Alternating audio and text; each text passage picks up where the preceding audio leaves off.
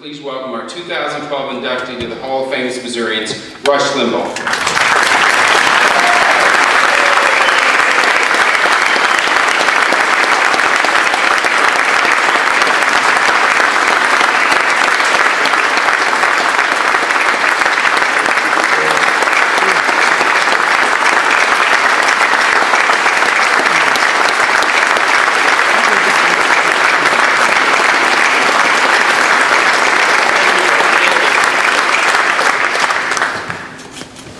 Thank you very much. I'm stunned. I'm not speechless, but close to it.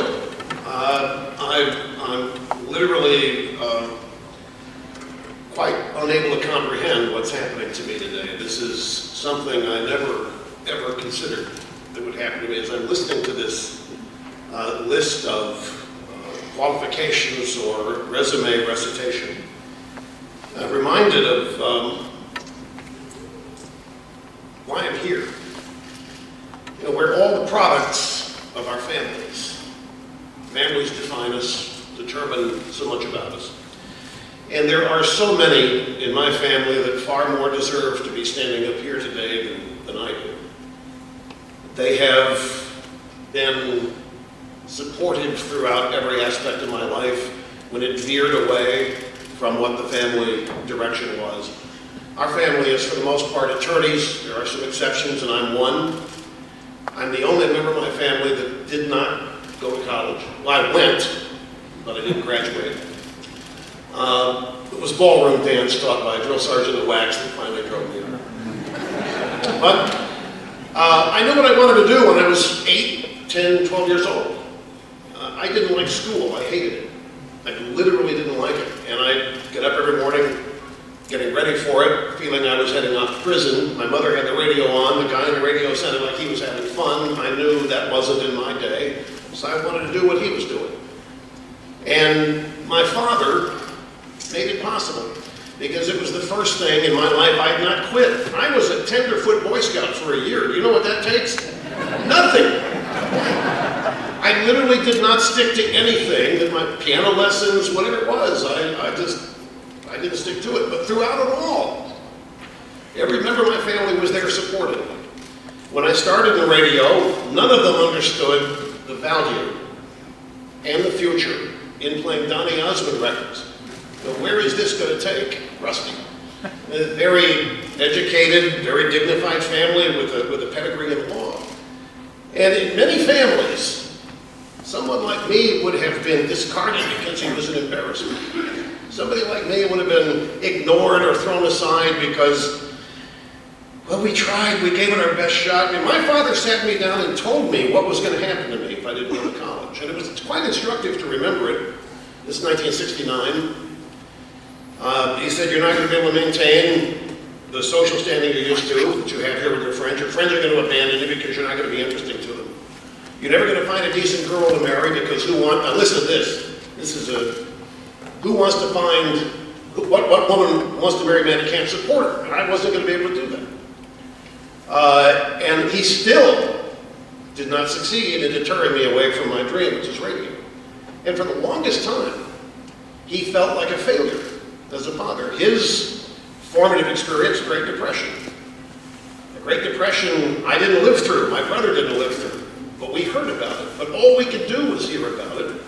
We're pretty close to one now, so we've kind of got the idea. But his formative experience in life was, you've got to go to college, you have to get a degree, you have to get a job, and when you get a job, you thank your employer every day, and you do whatever he tells you and then some. And I was ignoring all of that. And he felt like a total failure. He didn't understand radio, even though it was the only thing I hadn't quit.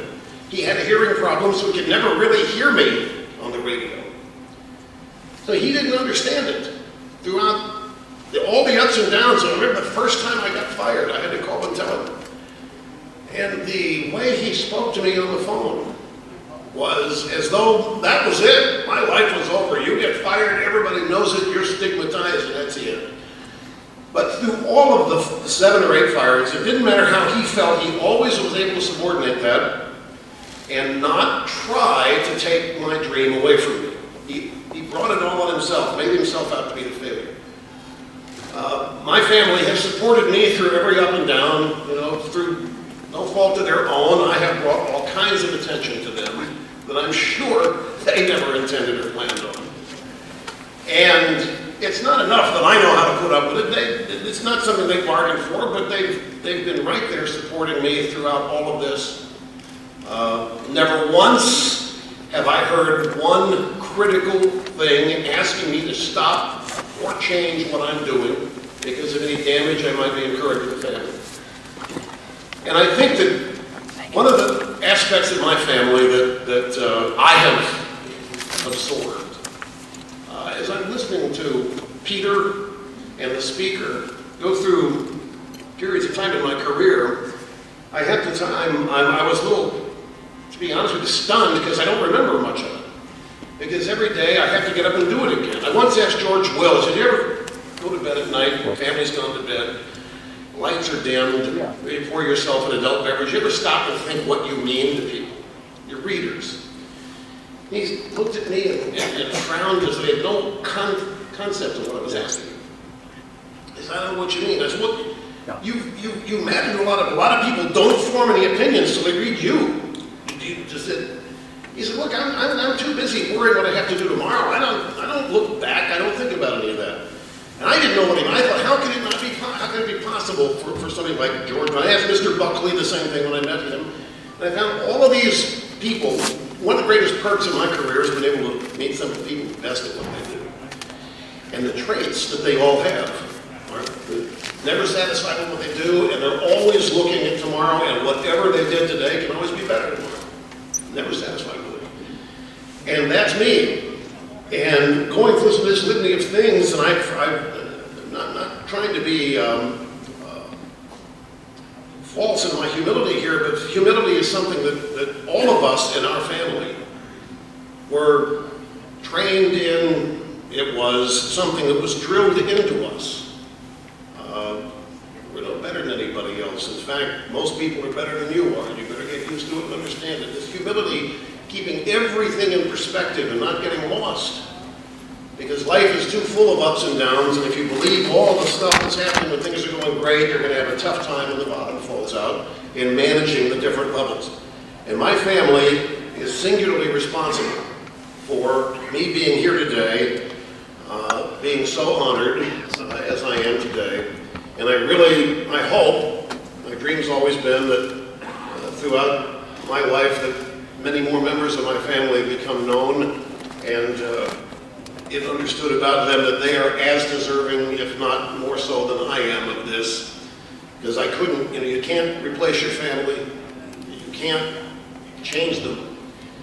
And my family, the best family, being from Missouri, somebody once asked me, what do you think would have happened to you in your radio show if you'd have been born in the Northeast or the West Coast? I actually think being born in Missouri, there is something to Midwestern cultural values. There's something to it.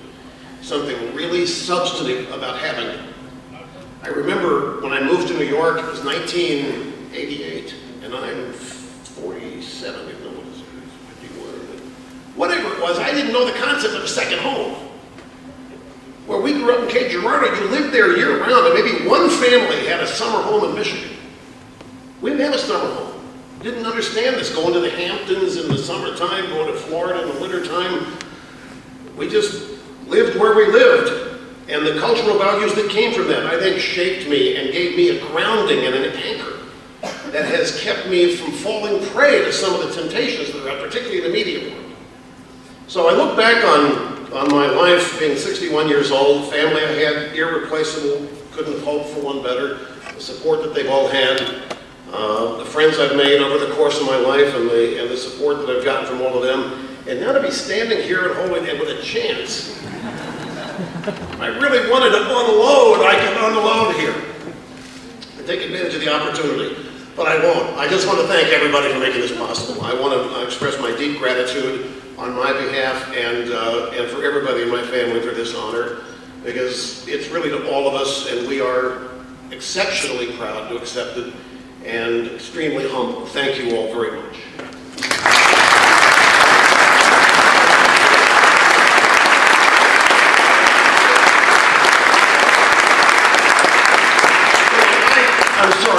take it for granted, but the speaker, when he announced this, and I'm sure many of you in the room did your share of it, but the speaker's office and people in his office and the speaker himself have been under assault for wanting to do this.